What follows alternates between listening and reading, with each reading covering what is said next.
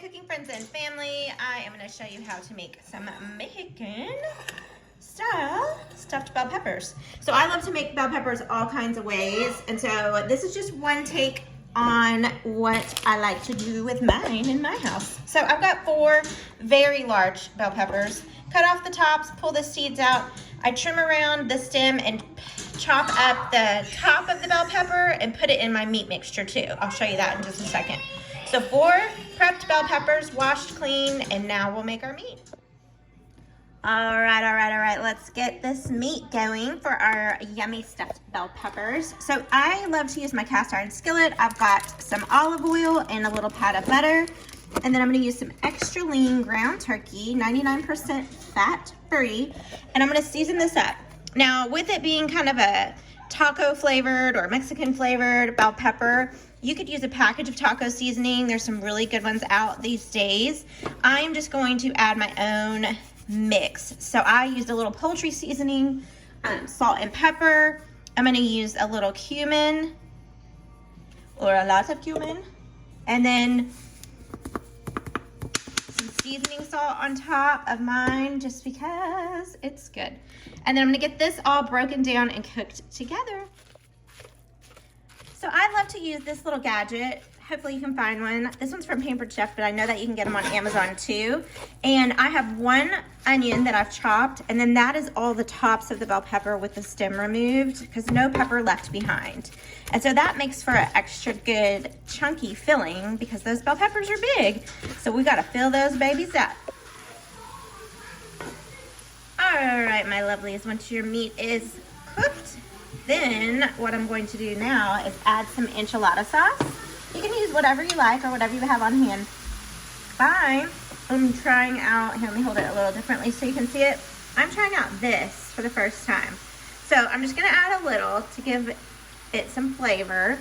Let's say maybe, what was that, 1/4 cup, 1/2 cup? You know me, I just cook with my soul. And then you're gonna mix that in. And then we're gonna let this cool just a little bit so that we can make the meat filling mixture that we're gonna use with some other little added yummies. So feel free to add more or less enchilada sauce. And then what I would do too at this point is make sure you test your meat, make sure you check your seasoning and adjust it now because it'll be a little trickier to do that once everything is combined. So if you need to add more salt or pepper or spices, do so now. Alright, I got my peppers out of my little dish and I'm just using a square dish just to keep them tight. And then I'm gonna pour some of this yummy sauce down in the bottom too, just so that it has something down there. A lot of times the peppers will yield a lot of water. It'll pull a lot of water out of there. So you'll usually will be good, but I always think just a little sauce at the bottom will be great. And then we'll use the rest for the filling. Alright, so the peppers are in, sauce is on the bottom. The next thing I like to do is put a little cheese in each one just at the bottom, and then I'll also be mixing cheese in the mixture, and I'll put some more on top. Any cheese you like. I do prefer to shred my own just because I feel like it's more fresh and melts even better. Okay, let's make our filling. So this is some Spanish rice that I made up and cooled. You can use a packaged version. You can make your own from scratch. In fact, I have an awesome recipe that I will, if I haven't posted it already, I will. So keep an eye out for it on how to make your own from scratch, and it's so good. So I'm using the whole package cooked and cooled. And then to this, I'm gonna add a can of black beans. I'm just using a 15-ounce can of black beans. I did try to get as much of the liquid out as possible. I didn't rinse them because I like all the flavor. And then to this, yumminess, I'm gonna add a can of diced tomatoes and green chili. Try to find the best one you can out there. This is just 10 ounces. Again, I did drain this one as well because your bell peppers can yield a lot of the water that we talked about earlier. And then the rest of the jar of your enchilada of choice. And so, enchilada sauce of choice. And we used some of that in the meat. We also used it at the bottom of our pan. So then we're going to add the meat mixture in next. All right, so we're gonna take our beautiful meat mixture that we made with the onions, bell peppers, and then seasoned well, add a little enchilada sauce at the end, and mix it to our filling. All right, my meat mixture is coming together here. I'm gonna add a handful of my freshly shredded cheese, whichever cheese you like. And then I'm just carefully going to combine this rice and beans with all that yummy meat filling, tomatoes, and all that good sauce. And then voila, this will be the filling. And let me just tell you, I could eat this by the bowl full too. In fact, we always, whenever there's extra, we'll use this like in our meal prepping too. So good. The beautiful meat mixture is combined, and now I'm going to take a minute and pack these puppies to the brim. All right, look at these beauties, you guys, and I'm telling you what, these are packed as I could get them. And look how much filling I still have left over, and this makes me so happy because I'm gonna meal prep a little bit with this and make this a healthy carb with a good protein like some grilled chicken, and put about half a cup or a fourth a cup of this in the side of my little meal preppers. And then I'm gonna use the rest to whip up a little bit of burritos.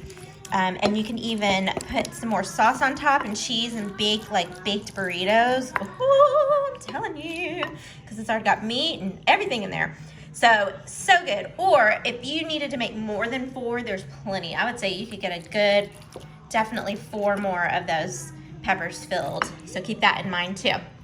So one of my favorite things to do when I'm cooking for my family is think about how can I take this and turn it into that. So I can get a good couple of meal preps out of that little slice right there and then make a few yummy burritos, just because I cannot eat the same thing every day. My husband can, I cannot. I have to have variety or I definitely totally get off track. All right, one side note too, before I stuff my peppers, I do taste my seasoning once again to make sure it's perfect, because at this point it'll be hard to season it up afterwards. All right, so these babies are ready to go. I'm gonna cover them with foil and pop them into a 425-degree oven.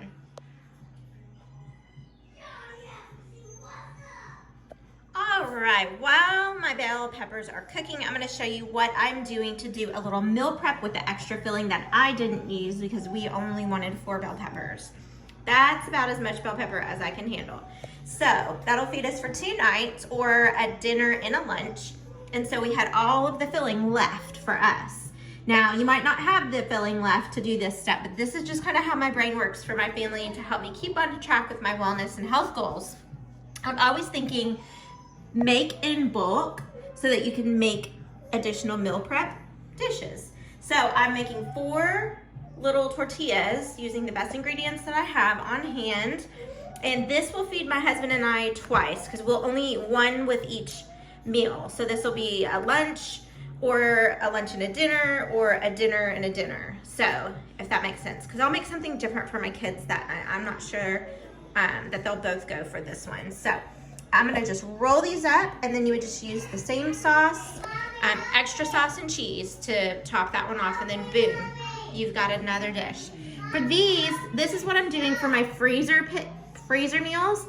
I do about 1/4 of a cup to 1/2 a cup of the carb, and then I'll put a protein with each of these. So one might be some sauteed shrimp, chicken, steak, and then I'll just do like pork chop. So that way I'm having variety.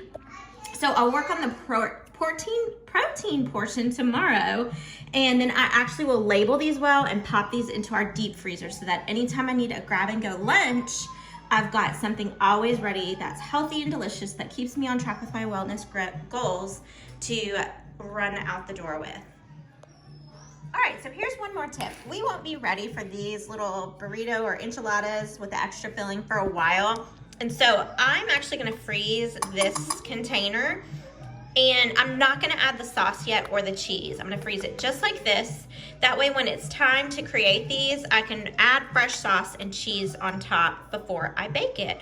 So what I'll do is pop these in the freezer, cover them really well, and then the night before I'll pull them out and let them defrost in my fridge. And then when it's time to bake, I'll add my sauce that I'm looking for, a little bit of cheese at the end, and voila, you've got an extra bonus dinner.